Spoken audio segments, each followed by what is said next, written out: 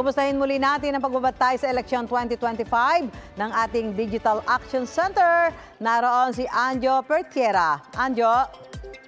Maraming salamat, Susan. Kasama pa rin natin dito sa Digital Action Center ang Sparkle Artist, NCAA athletes at student volunteers. Patuloy po ang pagbabahagi ng ating mga youth groupers ng kanilang kwentong eleksyon.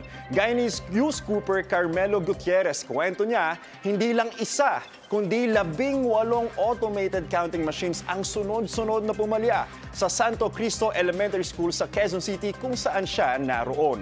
Ayon daw yan sa nakausap niyang poll watcher sa lugar. Natetenga raw ang botohan dahil sa pagpalya ng makina mula pa raw kaninang alas 5:30 ng umaga. Nagpang-abot na nga raw ang mga nag-early voting na mga senior citizen, PWD at buntis at ang bumoto sa regular hours. May ilang botanteng nag-aaway na rin daw dahil sa mga sumisingit sa pila. Mga kapuso, mag-post lang po kayo ng mag-post. Gamitin ang hashtag YouScoop at hashtag eleksyon 2025. Mula po rito sa Digital Action Center, balik sa inyo, Susan.